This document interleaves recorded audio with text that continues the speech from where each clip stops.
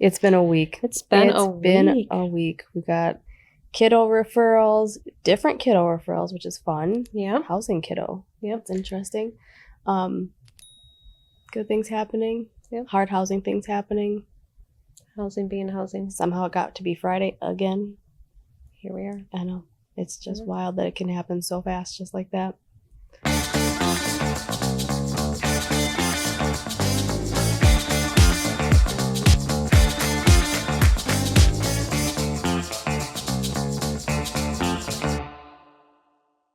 You know what I loved about this week is a lot of times support broker services is often seen as recruitment, like just recruitment.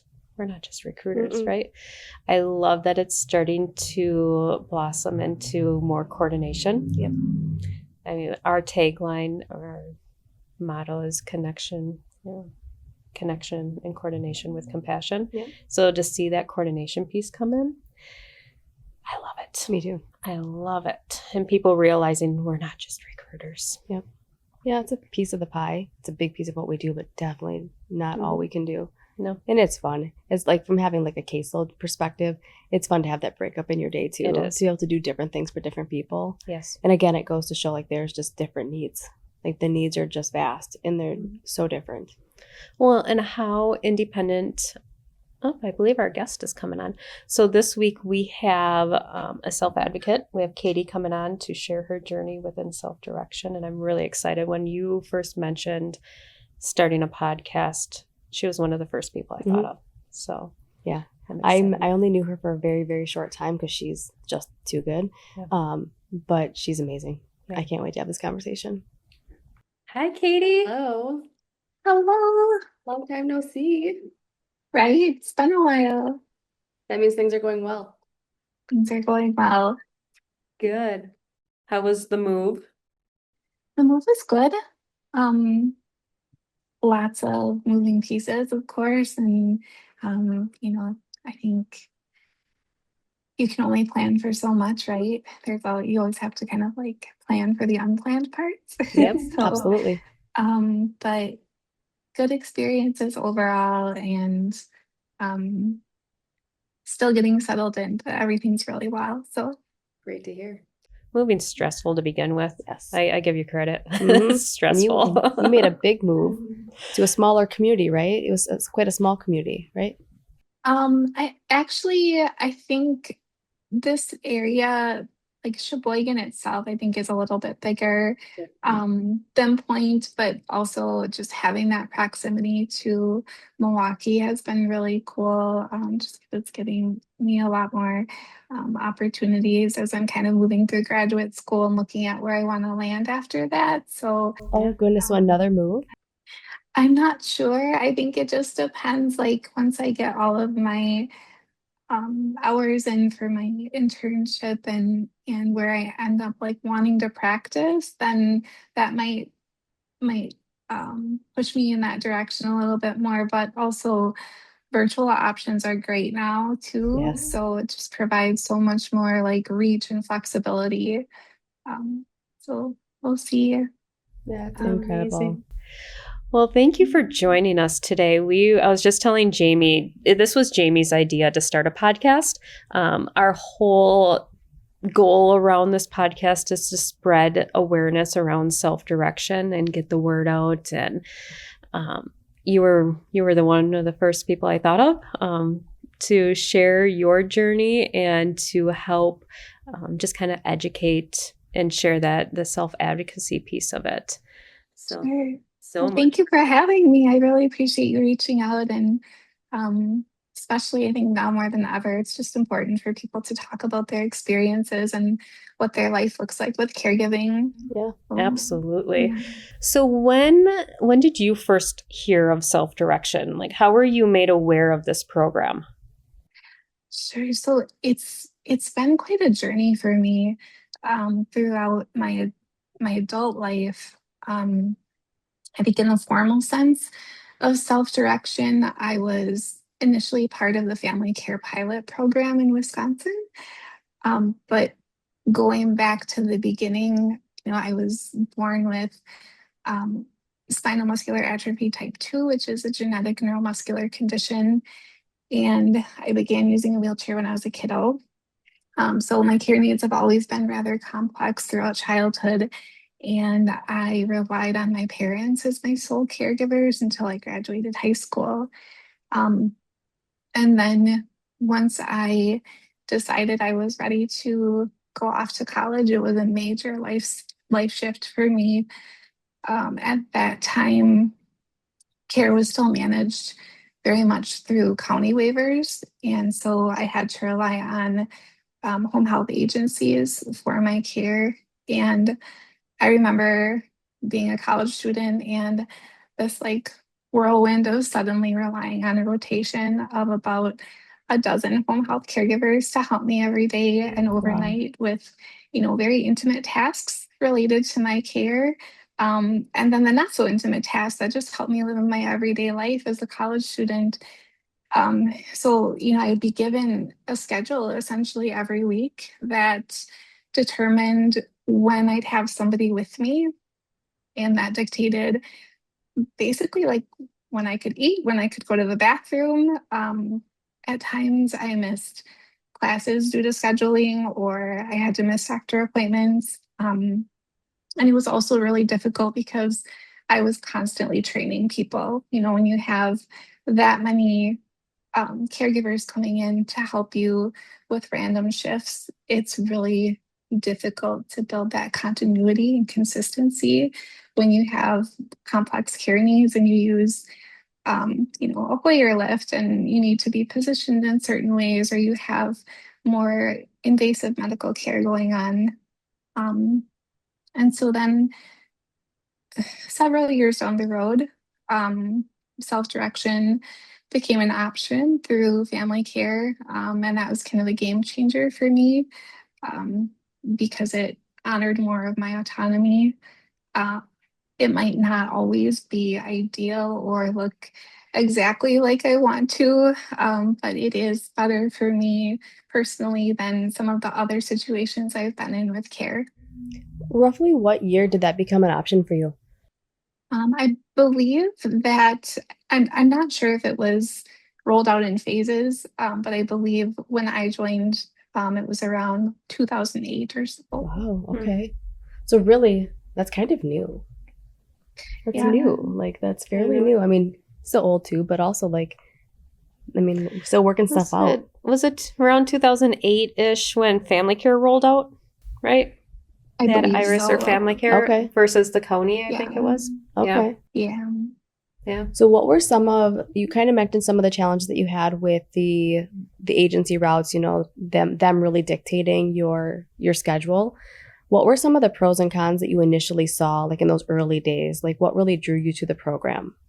Um, I think that with self-direction, um, I wanted the flexibility, and really wasn't a want. It was a need. Um, Being a younger adult, especially with a physical disability, um, I needed to be able to kind of move through the seasons of my life, in the cadence and the choreography that was best for my health and well-being. And so I think moving into that path of self-direction has allowed me to write my own story. Um, I always talk about how living with a disability means that I navigate a world that wasn't built for me in a lot of ways. And so I've had to rely on my caregivers to help me throughout my days and nights. And being able to choose my caregivers for their skill level and for the comfort level that I have with them has been crucial to kind of my overall wellness. And then being able to have those consistent long-term caregivers also has cultivated like a level of expertise that contributes to my physical health, um, and also looking at emotional health, mental health. That's really important too. And I think sometimes we forget to talk about that part of it. Absolutely. Like you had mentioned something like having intimate cares and essentially as I would assume likely they were sometimes strangers just kind of wandering in, you know. needing to be trained and also then performing your personal cares. And that's a heavy thing, especially as a young adult, in a college setting. I could only imagine. Yeah, there's a lot of layers I think that that are added when you're trying to just navigate having some sense of like normalcy of what you want life to look like for yourself, and then you add in the complex care needs, and it's just is a new level of issues to navigate. Were your college years all through agency, like supported through agency, or did you get any of those years while self-directing? Um, all all of my college years initially were through agency, Okay. and then I was able to if there were parts of my schedule where there weren't workers available to come in and help me throughout the day, then I was kind of able to have other peers help me. And so it seemed like even before family care rolled out, there was almost this slow shift to meeting a need that was crucial, right? Like I think right now people talk a lot about the caregiving crisis that's occurring, and that is very real. But I feel like there's always been some challenges in that regard to finding people to fill the level of care that I've needed, throughout my adult years. And so having that formal self-direction program was really supportive. That's amazing. What do you feel is like your most daunting task of self-direction?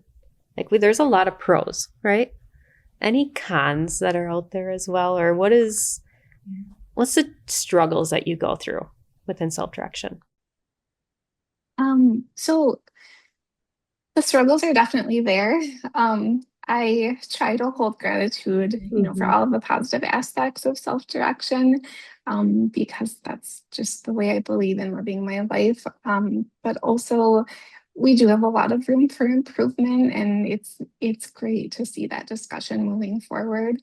Um, Particularly, I can think of a handful. Covering gaps in care can be really tough to navigate. Yeah. Over the years, I've had larger teams, I've had smaller teams, and there are good and bad aspects to both of those. Um, More people on a team for me hasn't always meant that I'm able to cover shifts if somebody can't be there for their regular schedule. And so um, I've also found that a lot of caregivers are looking for a larger amount of hours so that it creates more consistency in their job. Um, but then that can result in a smaller team, and that can pose challenges too. So I think it's really a matter of what works for someone on a personal level and what their life looks like. Um, Longevity can sometimes be an issue, right? I think it's really important for me to have caregivers who are interested and possibly able to be on my team for a long time, because that contributes to my health, my safety, my quality of life, um, but also makes it easier for me if my life changes that I have people who can sort of like shift and ebb and flow with me. Um, but life changes for my caregivers too over the years. And so coping with that turnover can be really difficult. Um, Also really cool when I've had someone like a caregiver who's a nursing student and they've had a job with me all through their time in school, and then their life changes and they move on to something different. So tough for me to have that change in a reliable caregiver, but also really cool to kind of get to see how people evolve, how their life changes. I tend to develop really great, strong bonds with my caregivers over the years because they really do become a part of my life. That's a cool perspective to share. Yeah. Um, Also, would love to, I think, see caregivers valued a little bit more than they are. I think, from a social perspective, sometimes people don't really know what goes into caregiving, especially for younger individuals who are living with complex needs. And my caregivers wear so many different hats for me throughout the days and nights. So um, it's difficult at times when like I can't offer them benefits or some of those more comprehensive parts that go along with the job. And when I'm recruiting and interviewing, that question comes up frequently. So, at times it has affected who's able to join my team. Mhm. Absolutely. Yeah. I agree. We heard that a lot too, and that's one thing that's on our wish list as well. As this continues to evolve, maybe better benefits or Benefits at all. benefits at all Yeah. would be great for Yeah. caregivers. Yep. I was going to ask, how do you maintain professional boundaries with the staff? Like they're in your home. You mentioned that you get really close to them, but how do you maintain like that professionalism? I think that's a challenge that a lot of my members have, especially when they're very new to the program. Yeah, I think that's something that I've had to learn over the years from a lot of experience with a lot of different people, to be honest. Because I don't think there's one particular way that fits every caregiving dynamic. Um, I think that it's great for caregivers to become friends or for existing friends to become caregivers for people. I think there's a ton of benefits that go along with that, but it can complicate the relationship. And so I think it's really important for both individuals to have that discussion about what boundaries look like, and to kind of remember that when someone is caring for you in the capacity of a schedule, then there has to be absolutely that degree of respect and integrity for the job part of it. And also being able to kind of maintain a relationship maybe outside of those hours as well. But again, I think that can look different for everyone. And it is really difficult because we're all humans, right? We naturally bond to each other sometimes. And um, while that can create incredible consistency for people, and it can really help someone who's needing care to have that reliability of their caregiver knowing what their life actually looks like. If somebody doesn't show up for a shift, that could mean that you know, you can't get out of bed or you can't get ready for whatever you need to do for that day, whether it's work or school or doctor appointments. So I think the human part is really important. It just requires a lot more tact and navigation. Yeah. Yeah. And as you said, you become part of their life, right? You get to watch them grow like the nursing student. It is hard, but having them boundaries as well and them expectations as to where that line is crossed for that. Yeah. Absolutely. Amazing. What advice would you give anyone who is maybe interested in self-direction or not sure on it? What advice would you give somebody looking into it? I think my number one tip would be for people to be a strong self-advocate for their needs, because I think that's kind of where everything starts for people. Um, whether that's determining what your schedule looks like ideally and then sort of shifting around it, um, or whether that's a particular skill level that you need for your health and safety with your caregivers. um, Being an advocate for yourself or being an advocate um, for a loved one is really, really important. What does it mean to have the ability to self-direct? Like, what would your life look like without that ability? The biggest theme for me I think autonomy. To say self-direction has given me flexibility in my care would really be an understatement.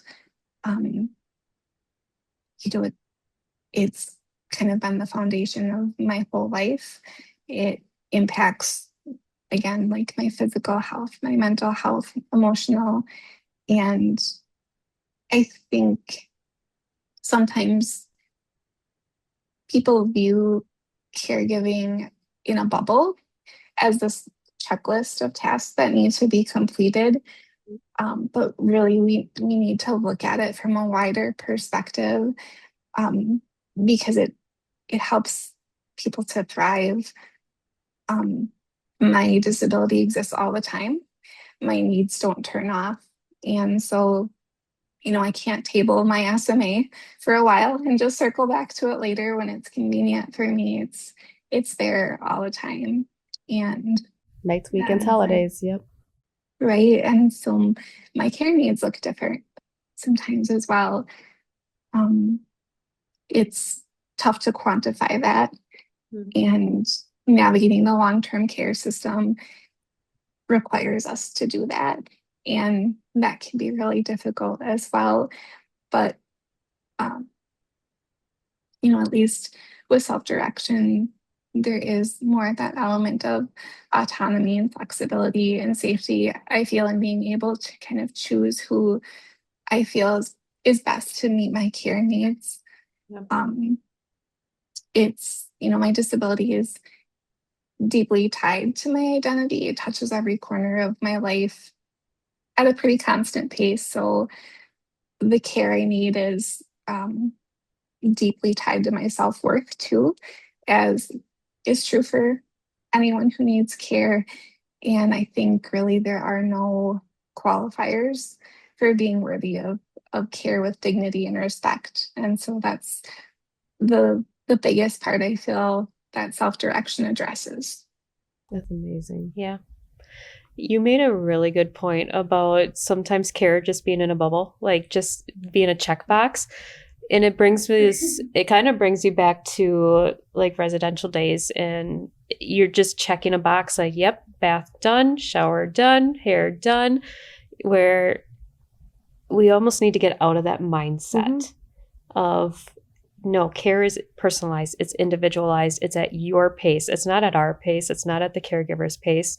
So I think that's a huge highlight of self-direction as well, that when you're in residential, you have a timeline, right? And it's not necessarily at somebody's pace versus going into your home, your pace, and it's not just checking a box. Absolutely. You've gone through the big transition with self-direction where you were once upon a time given a block of hours to use up at your discretion. And I'm assuming you're probably like everyone else who now has it coded out. Is that accurate? Between the three codes?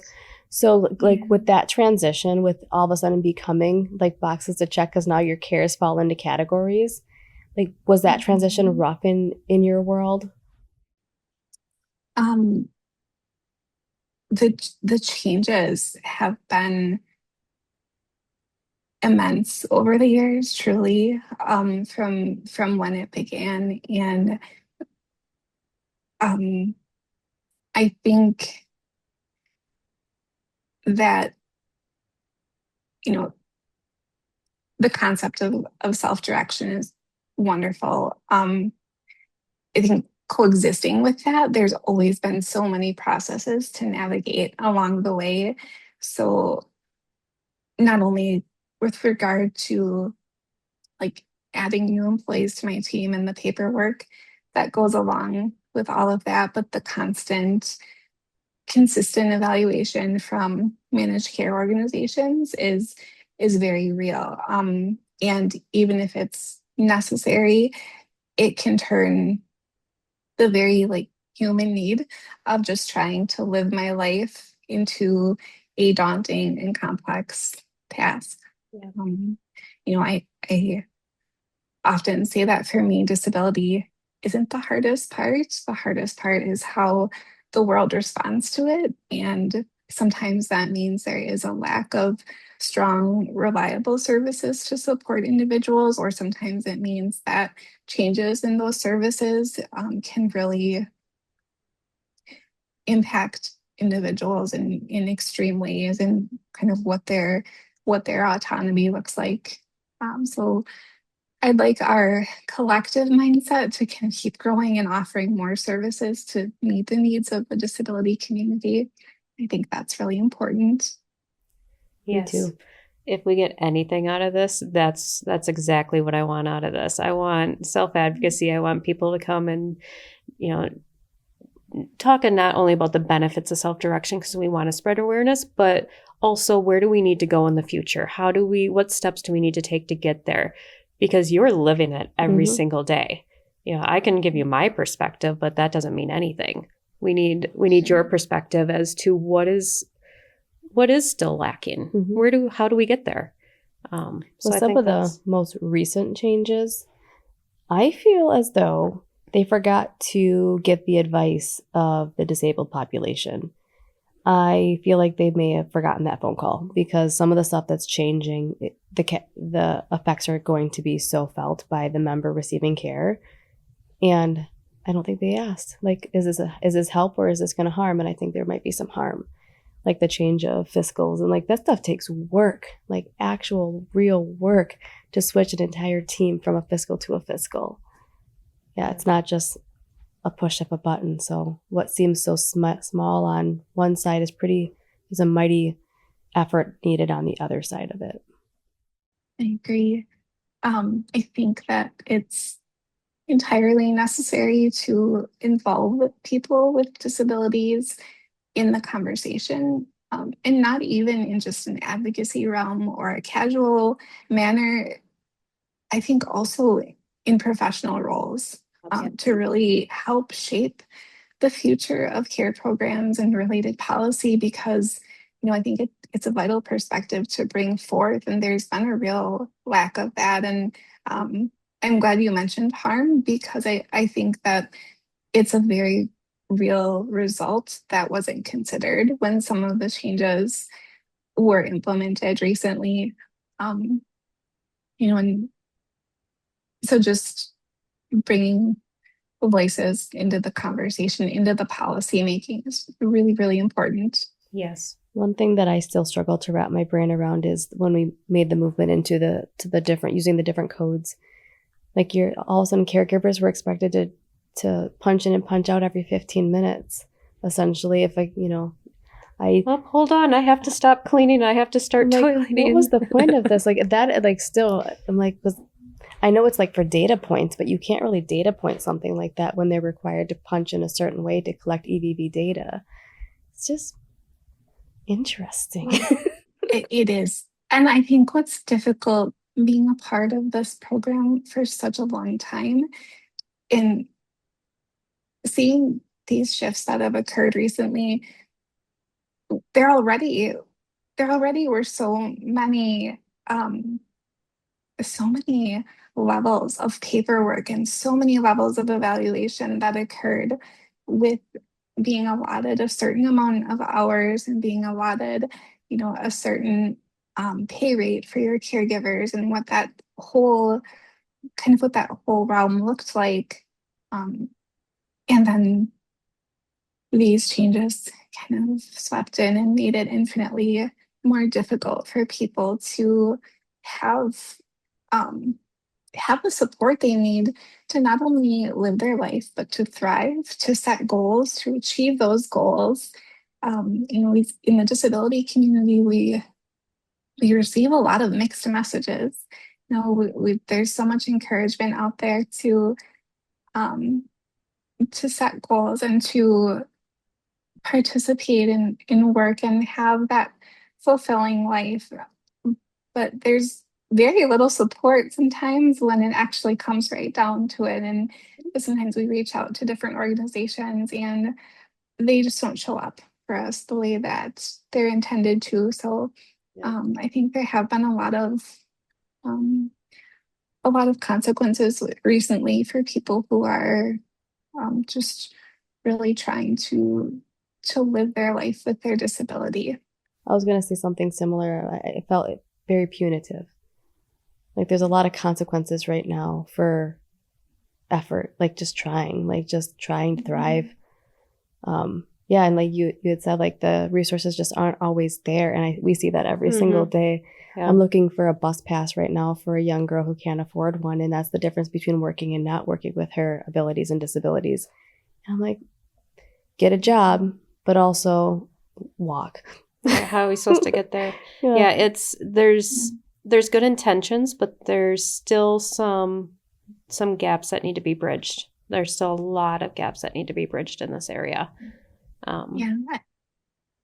It feels like just at times a huge disconnect between the sometimes the policies that are implemented, but also I think the coordinators who help within kind of the long-term care realm. I'm not sure sometimes that there's a connection made between whether or not that care plan supports a person having an independent life and what that looks like for them. We've really kind of pulled back on giving people the autonomy they need at times to create and achieve their own goals. Yeah. I have personal experience within the disability arena, and I can empathize a lot with that because I had a very unfortunate situation with an MCO and the care plan. I'm like, it was just baffling. It really, like, I wasn't really able to see how that was going to support my loved one, like be independent or really have any autonomy outside of like personal care supplies. It was very baffling, but I truly believe that they thought they did good. Like, yeah, like we're meeting the need, but really, where are we? They did it. I think that's the point is, I've never been part of the care planning stage. I feel like that's something you create, right, Katie? That like you should be creating that or involved in that, not somebody else creating it for you. And maybe I'm wrong because I haven't been involved in it. I think what is it actually called? The title implies that you're involved. I can't remember what it's called right now off the top of my head. A member-centered plan. There we go. So like the centered like part. That. Yeah, member-centered plan. So I feel like the centered part means that you should be there. There are a lot of euphemisms. I think it is, again, set up in a way that in its full potential could give people the support they need. But there is a major disconnect. I think not only on the MCO level, but there's also a disconnect at the DHS level too. And I often wonder how many people who are making these decisions at all different levels have actually spent time with someone who has care needs. I would assume very few. Yeah, or just spend time to really get to know the members, see what their life looks like, see what will actually help them thrive and what parts of their care plan need to be implemented. So I think in theory, yeah, it's great that we look at every person and what their unique needs are, but yet we all do the same task assessment and we all, at the most get, a certain amount of time to brush our teeth every day or a certain amount of time, for showering, dressing, bathing. Sometimes there's flexibility depending on your care team or your coordinating team, but it's very hit or miss, I think, for people. And I've done some professional advocacy work for individuals who were denied services, and it's very much how you described it, Jamie, as in the team often thinks, well, we're meeting this need and here's a compromise, but sometimes that compromise is not safe, or it does not actually help the member meet their goal, or it doesn't, actually help someone live in a way that contributes to their well-being. So Mhm. I think in my circumstance, that was a big chunk that was missed, was living like their best life.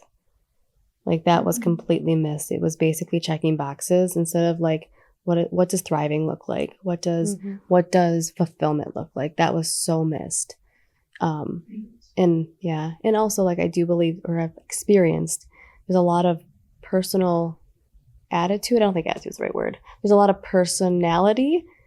It's attitude. It's attitude. That goes into like if you're likable, then people work harder for you. Like if you're, if you have a really like stellar case manager who's like fresh and has ideas, then you're going to get the best quality. And sometimes you don't get the best quality because of personality differences.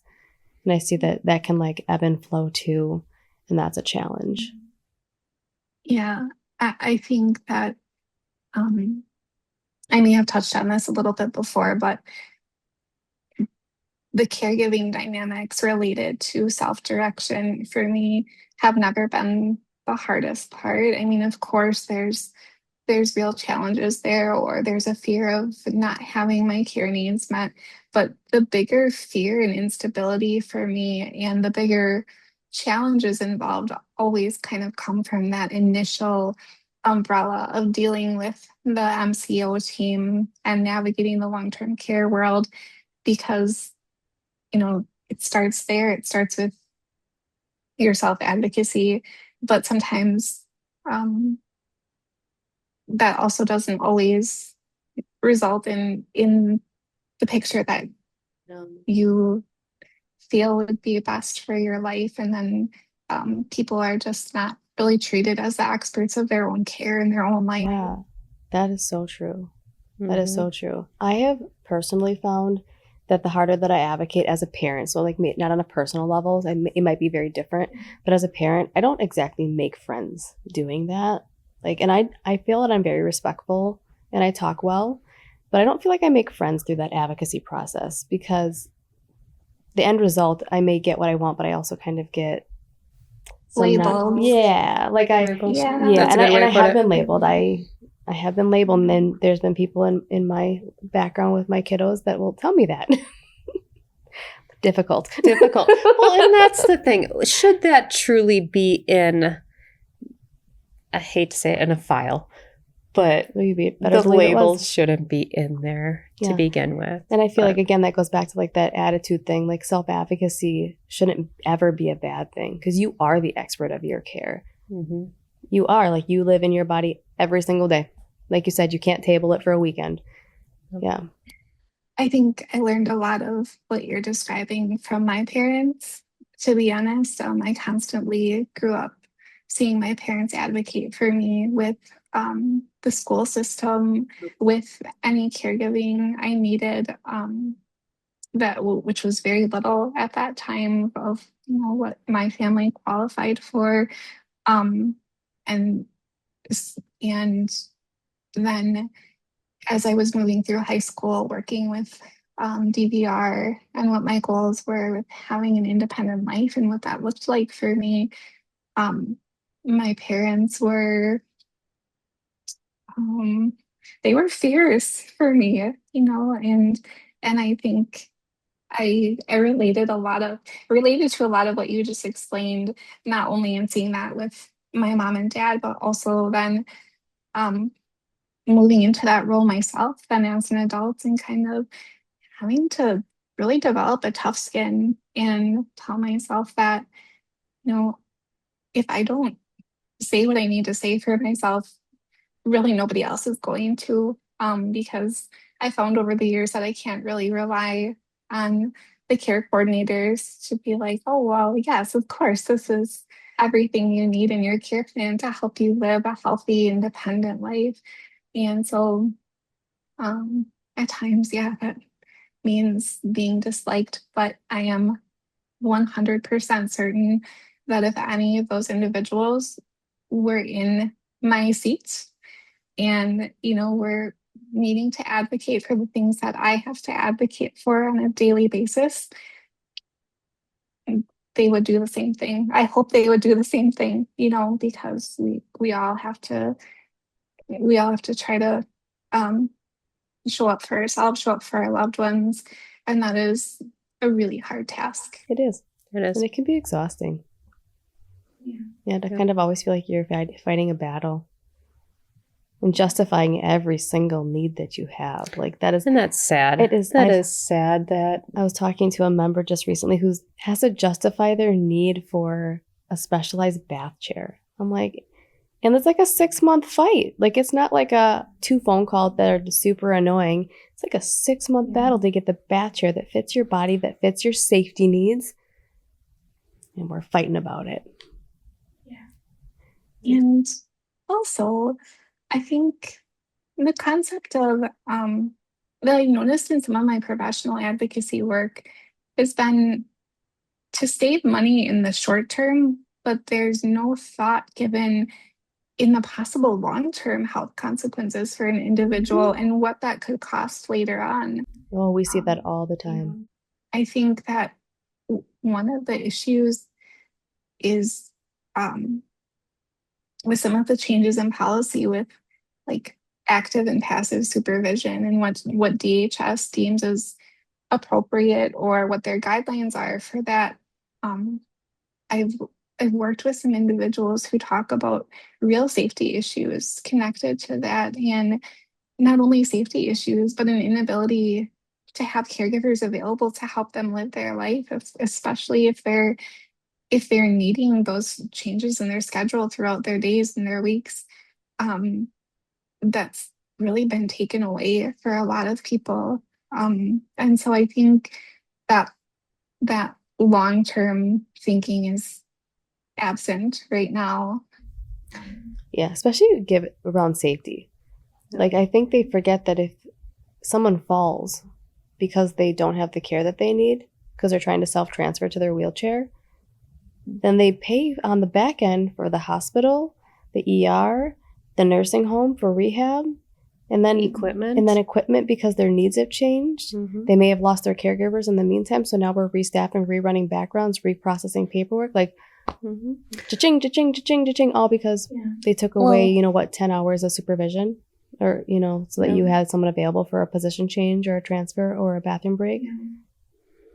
Yeah, or an inability to get out into the community anymore, which is affecting a lot of people's mental health. And so now we're isolating people more often. Yep. Well, that's come up a lot recently in our work. Yes. Since COVID, we've seen people. A ton. Well, you're isolated during COVID, and then after that, like people quit going to work or programming or whatever they were going to, and it never rebounded. And like, once upon a time when institutions were a real life thing, we put people with disabilities behind closed doors and out of sight, out of mind. And in a way, I feel like we've kind of gone back to that, but instead of facilities, they're at home, and no one is seeing the need. They're isolated. And that because they're so isolated and they've decompensated, so now they cannot leave the house physically, like they're just unable to transfer, and then don't even get me started on the lack of transportation, even if they want to leave the house.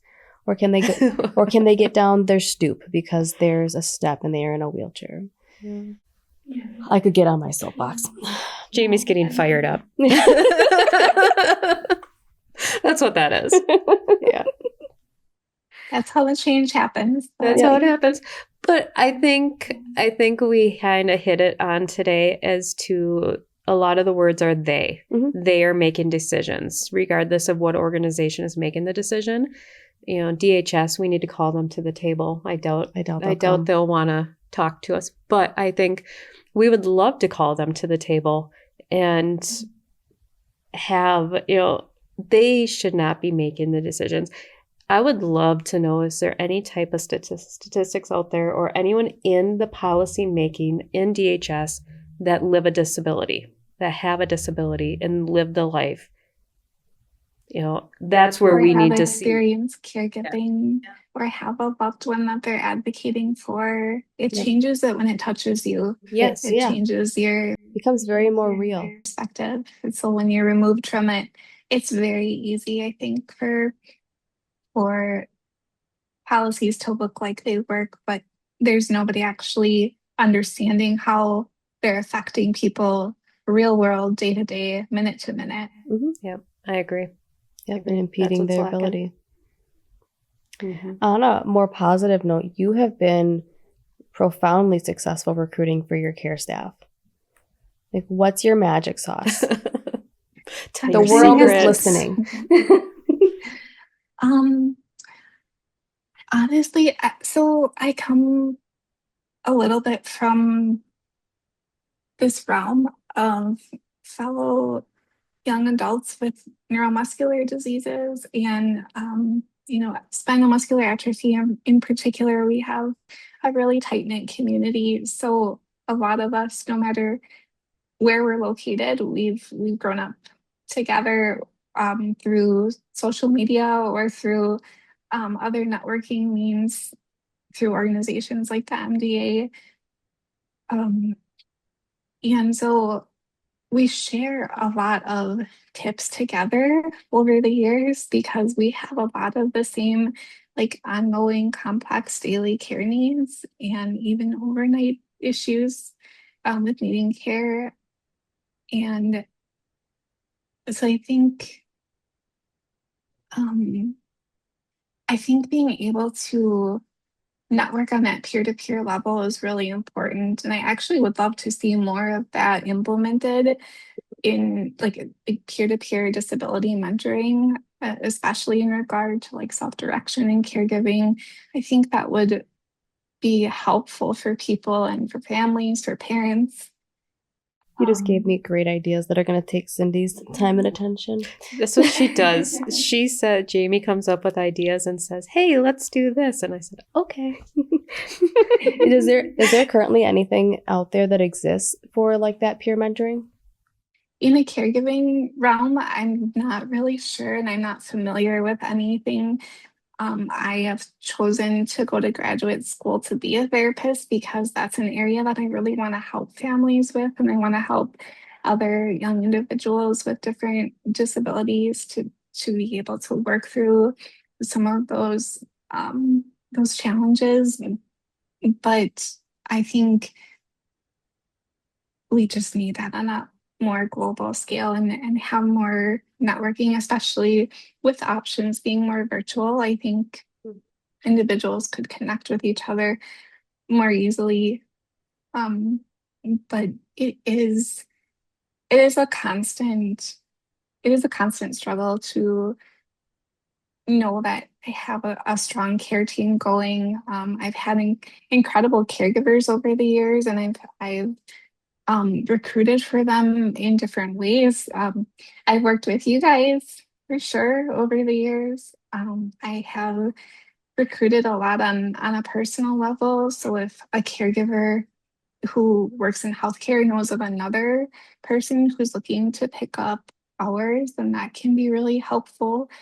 Um, I usually say that running my care team and managing that has been my first and foremost full-time job since I decided to, embark on independent living back when I first went to college. So it's a constant struggle, but it's also been incredible to see all of the different people that have had jobs with me over the years and the people that I've been able to kind of support throughout that process as well. I think that recruiting is different for everyone, and it's really interesting always to like interview caregivers and see what they have to say about a lot of these things that are going on as well, because they have some incredible insight to offer too. So I think it's just an ongoing conversation, but I hope that a lot of changes occur for people in a good way. Yeah, absolutely. Well, now I want to set up a support group. I wanted to already though, because we're working with the kiddos these days, and I'm a kiddo parent as well, and it is very isolating. And you don't really know what services or options are out there because none of us are in connection. So I feel like connection is what we always go back to. It always is networking. You know, just talking to other people and seeing what's worked for you. What resources have you found? Because there are things that I've definitely learned going into other people's homes and I'm like, wow, didn't even realize that was a thing. Mm-hmm. But how do you know unless you know? Yeah. And we really don't have a lot of solid organizations to help with that navigation process in especially in the when someone is beginning and they're just at the beginning of that path and they're needing to build a support system of services. And I actually remember having a caregiver who had a kiddo with a disability, and she had moved to the area within probably the year prior to joining my team.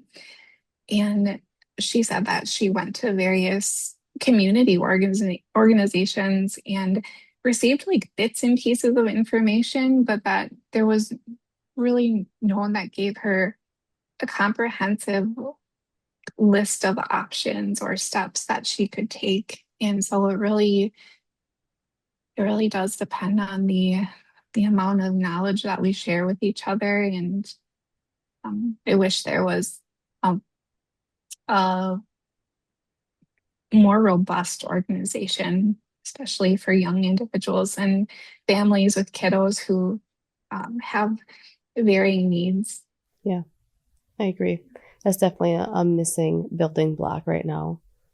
The transition from the children's waiver to the adult long-term waiver was awful. Like it really was, and there was no handbook for it. Like there was no one.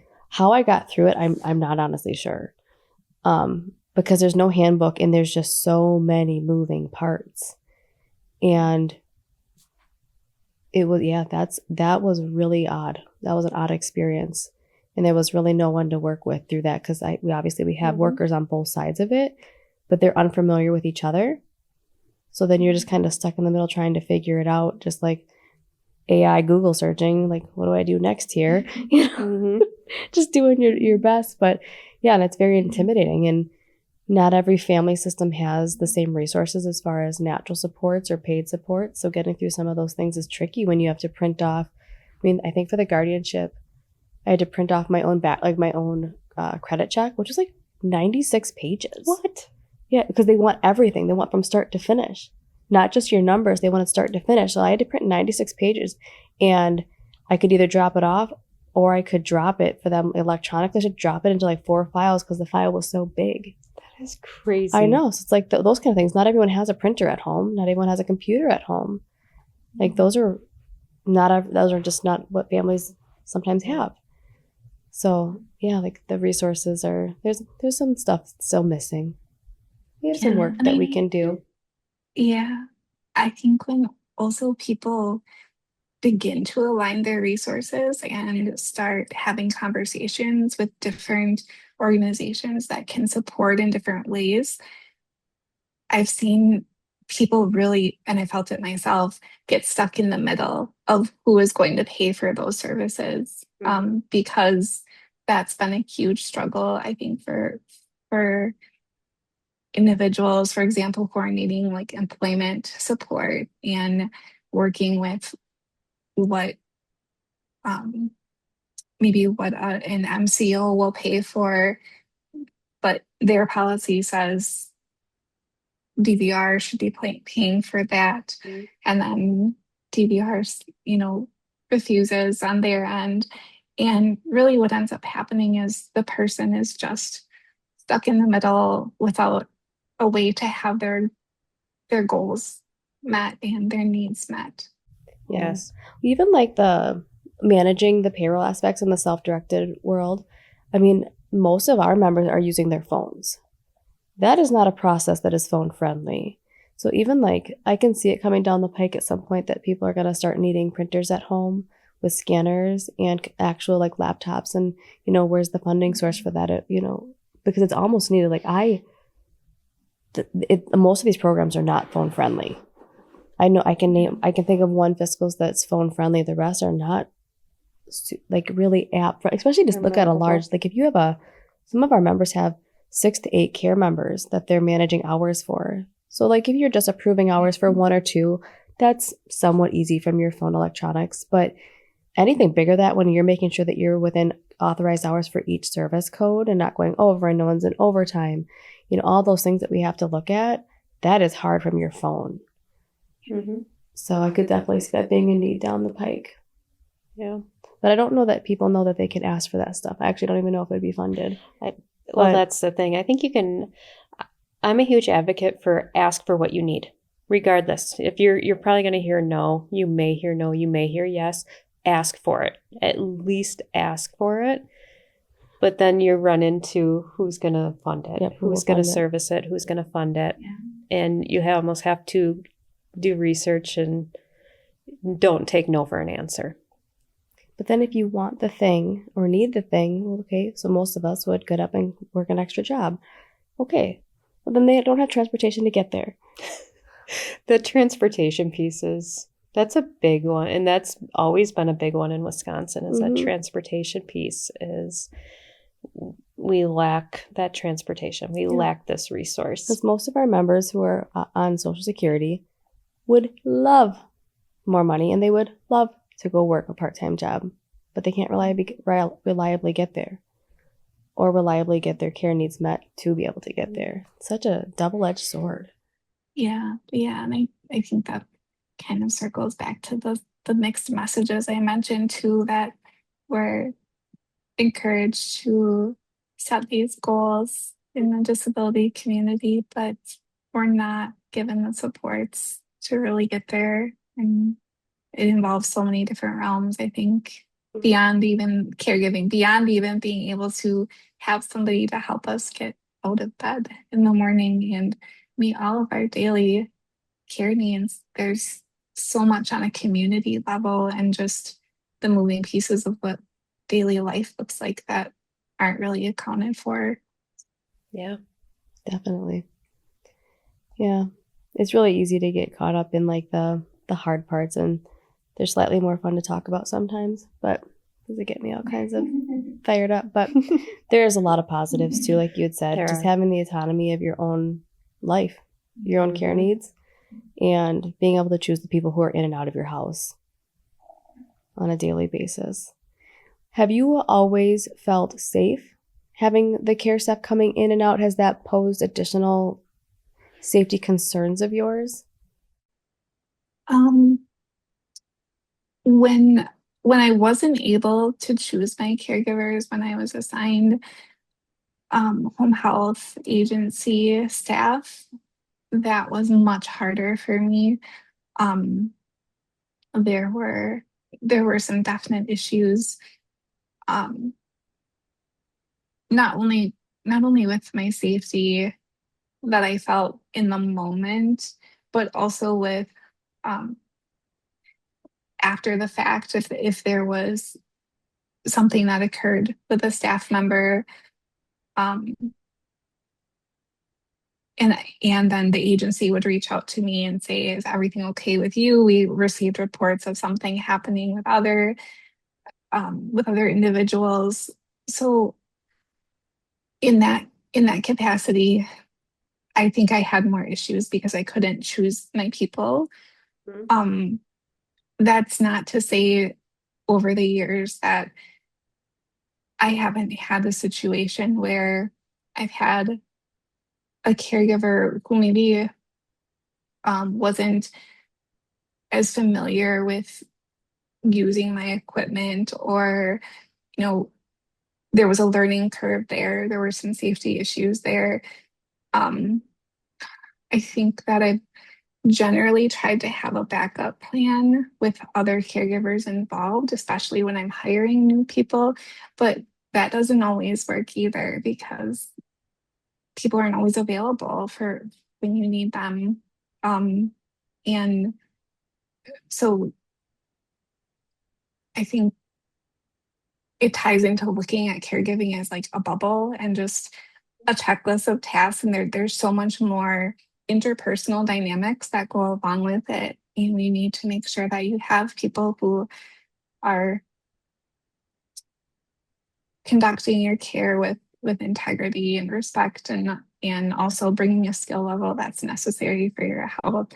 And I think at times there have been coordinators I've dealt with in the long-term care realm that sort of think anyone can do any caregiver can do any individual's cares, and that's not the case either. And also then paying people at the level that they need to be paid for to bring that skill level is really important as well. Um, and that's one area we just can't really choose with self-direction. We're kind of given a range that we can pay caregivers, and often it's tough to compete with um, jobs that are offered through a local healthcare facility, a hospital where somebody will get a better pay rate or maybe a similar pay rate, but then they get benefits, and they can know that they can ask for PTO, they can ask for um, different changes in their schedule, and somebody else will come in and cover. So I think the safety part of it can look different. It doesn't always mean like one-on-one safety, but it can mean all of the dynamics involved with caregiving too. Okay. Do you choose to interview unfamiliar caregivers in your home, or do you meet them elsewhere? I meet them in the community first, and I've often felt that um, it's a good sign for me when I'm talking with someone initially and I kind of say, usually I meet with people in the community. Are you okay with this? And if their response back to me is, yeah, that's the most appropriate thing, that makes me just feel like we're both on the same page and we both want to make sure that we're a good fit before we even explore, talking more about bringing them into my home and looking at what my setup is with my shower, my foyer lift, my wheelchair. Like, well, obviously my wheelchair's with me, but other aspects of my care that aren't with me. Sometimes then in the next visit, I'll have that person come to my home and um, just show them a little bit more of what things look like, and it makes it a little bit more real, and I can gauge how they feel about the situation, what their comfort level is with my care need. Um, so that's generally how I do it, but I think it's different for everyone. Again, not everyone has the ability to get out into the community to even interview their caregiver initially, so there are safety issues there as well, I think. Yeah. Yeah. Yeah, that's something that, we often talk about with our members, making sure, because there was a time with a few people that when we say that we're going to phone screen them, they thought that they were backgrounds checked. And so really making sure that they know that essentially we're all in meeting a stranger that day. But yeah, you're right. Like I would say most of our members can't leave the home easily. They all can, most of them can, but not easily. They'd have to arrange transportation that may or may not show up. They have to have a caregiver to get them ready. All those moving pieces. So yeah, more often than not, we're meeting in people's homes. Yeah. What are you seeing on your end from from the fiscal agent with turnaround on your new hire packets? Are you struggling in that arena, or are you pushing along? They're going well. I just added someone to my team a couple of weeks ago. Actually, it's probably closer to a month now. I feel like it always gets blurred because by the time I decide that someone's a good fit for me and they're going to come on to my team and we're ready to go, there are there are always bumps, always. So I'm never certain that I'll have somebody added on my team within even that month that I'm looking for.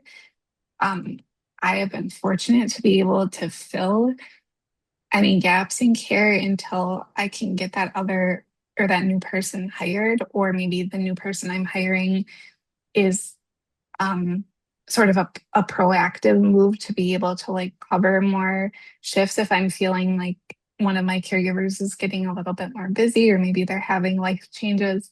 But if something were to suddenly happen and I lost a large chunk of my care needs being met, I often wonder what would happen because it's my understanding that there is no back pay anymore No. for caregivers Nope. who are looking to be hired but waiting for that paperwork to be processed. Um, so I would say the last several people that I've hired on my team in the recent, you know, 2 years, it's it's never been a quicker turnaround time than a month. I mean, it's a long time when you're talking about your your care minute to minute every day. That's not an acceptable time frame. Mm-mm. We're not the only ones. Oh, thank goodness. I was starting to feel a little Our topic last week, I felt like we kind of beat up the fiscal agents a little bit. But that was our topic last week of how we need to have a better system. We need to be able to push this out faster, So people's lives literally depend on yeah. it. Literally. So thank you for saying that. Thank you for being forefront and honest with that, because that's what I feel like needs to happen and needs to get out there and find a solution. There is a solution. Mm-hmm. There has to be. There always is. I had a follow-up to that. Now I can't remember. Oh, how do you keep the engagement with the potential care staff? Do you ever lose people before that time period expires? Or do you really stay engaged with them and so that they know they're going to have a job? It just takes a while. I'm always worried that they are going to walk away. I have had caregivers who walked away because they didn't want to deal with the amount of time that was, they weren't familiar with a fiscal agent and kind of how that system worked. Which even if a caregiver is familiar with it, it doesn't make it okay that there's that lengthy time frame, right? But especially when you find maybe a CNA or an RN who is skilled to work with your more complex health needs, and you find somebody that you feel safe with and you think can do a really great job with those intimate care tasks that you're needing, and somebody somebody potentially walks away from your position because they feel it's an indicator of what's going to happen down the line with paperwork, with slow processing of their paycheck, of anything like that. That's really tough. So there's a lot of fear involved. I generally have found that caregivers are understanding though, and I usually reiterate, like, I apologize, of course, on behalf of the processes that are going on, because they can always recognize that this isn't an issue with me. This is a much bigger issue, but it's a reflection of me, and it's a reflection of some of the control I don't have in this situation. And so, yeah, I've definitely encountered some individuals who didn't want to wait with that part of it, or felt that there were too many challenges. I think with the most recent person that I hired, um, my care coordinator on the MCO level initially sent the request to an email that didn't exist. And so my request for a new caregiver to be added was, and that was it was a human error, right? But it delayed the initial process by a week. And then in addition to that, I kept following up and was like not understanding why my new caregiver wasn't hearing from the fiscal agent, and why there was no communication there. And finally my coordinator did look into it and apologized, because it was the initial email and request was sent to a different email. But there are numerous things like that that seem to occur. And sometimes it does happen because, case managers are also overwhelmed. They have a lot going on. So there's that end of it too. Yep. Absolutely. I think the one thing I would love to see change also as it pertains to the fiscal and the turnaround is that we really are looking to these caregivers to be professionals in the field. And I feel like that lengthy wait time is disrespectful. Like, I feel like it's taking them for granted, which is disrespectful, because they have a family to support too, and we all go to work to be paid. And I feel like we're expecting a high caliber of professionalism from them. The systems on the back end should treat them as such. And that goes down to wages, benefits, and the turnaround times. And asking them to cope with changes. Big changes. Yeah. But those are all things that have been really tough for professional caregivers to manage. And so, I think asking that much of them, you're absolutely right, with needs to be met with some reciprocation there of respect and effort. And that's very much lacking. Definitely. Absolutely. And I'm seeing a lot of that punitive attitude on the caregiver side too. When they don't get EVV correct, because really with the EVV compliance, if you forget to punch in, you're automatically not EVV compliant. So then they're being penalized for that. They can lose their ability to be a caregiver. The members getting penalized for it. So I feel like there's just not a lot of understanding to the very quick changes that occurred without a whole bunch of explanation or training. Yeah. So we all just have a little empathy for each other within the systems. Yeah. I think we could go a long way. Well, I feel like, Katie, we'd love to have you back. I feel like we could talk for days. Yeah, I would love to hear more about your advocacy work. Yeah, so maybe we come back to the table at one point. And if you ever have any topics that you want to discuss, please reach out. Projects you're We would working love on, it. love to hear about it. I would love to. Yeah, thank you for having me. Awesome. Well, Thank it was you. great seeing you again, Katie, and we will talk soon. Bye. Sounds good. Take care. You too. Bye. Bye. That was fun. She's lovely. She's amazing. She's lovely. I would like to hear more about her advocacy work. I don't exactly know all that she has done or is doing, but I'm sure it's great. She's going to achieve great things. She always has. So next week we have ADRC coming. Woot, woot. Yep. Don't forget your list. Because I will draw a blank with them. We're actually gonna meet with her prior to the podcast just to talk, just make sure we have, because I sent her a couple topics and she's like, we're gonna have to pick one. Oh. Yeah. Because I wanted the to transition. keep Jamie on topic. Oh Lord. So we're gonna do options counseling for next week. Mm. Maybe she can do options counseling for me because I've never been through it. So I'm interested in that. But yeah, next week, ADRC, and see where it takes us. Very fun. I'm excited. Yeah. Until next week.